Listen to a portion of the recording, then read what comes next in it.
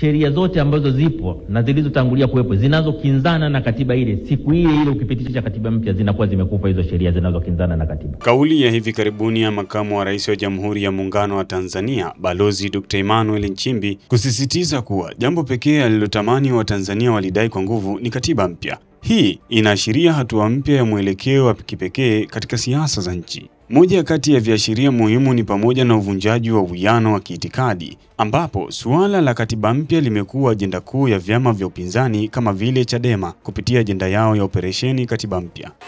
La pili, tunataka katiba mpya. Tunafanya mikutano hii, tunazunguka nchi nzima.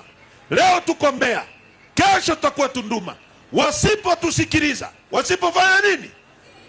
Unapoona kiongozi wa ngazi ya juu ya serikali akiunga mkono ajenda hii, inaonyesha uwepo wa mabadiliko ya kimfumo na fursa ya kupatikana kwa maridhiano ya kitaifa. Lakini pia katika kauli hii, mpasuko na msuguano wa kiutawala, hatua hii inaweza ikaibua viashiria vya kuwepo kwa msuguano katika utawala, kwani makamu wa rais anaamini katika itikadi ya chama tawala, yaani Chama cha Mapinduzi, lakini katika kauli hii inaonyesha kusapoti ajenda ya chama cha upinzani, yaani ile ajenda ya operation katiba mpya. Je, chama kimebariki juu ya kauli yake? Kwani kukubali ajenda ya chama cha upinzani ni kiashiria cha ushindi wa hoja katika siasa za Tanzania kwa chama husika. Msisitizo wa Dr. Nchimbi unaleta picha kuwa msukumo wa wananchi na upinzani umeanza kupenya katika mfumo wa utawala. Viashiria hivi vinatabiri kipindi cha mijadala mizito ya kisiasa, ambapo mustakabali wa katiba mpya unaweza usiwe tena ajenda ya upande mmoja, bali takwa la taifa linalohitaji maridhiano ya pande zote.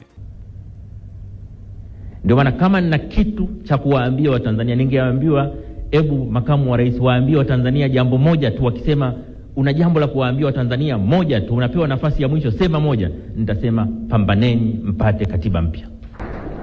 Pambaneni mpate katiba ambayo ina makubaliano ya wadau wote. Katiba yenye mwafaka katika taifa. Katiba itakayotupeleka mbele miaka 50 inayokuja. Katiba ambayo kila Mtanzania popote alipo atajisikia fahari kujitambulisha, mimi natoka Tanzania. Je, kupitia medani za kisiasa hapa nchini na yale ambayo yamekuwa yakiendelea katika taifa la Tanzania, maoni yako ni yapi? Unaona msuguano wa kiutawala ukizidi ama Tanzania kubeba ajenda moja ya kutafuta katiba mpya?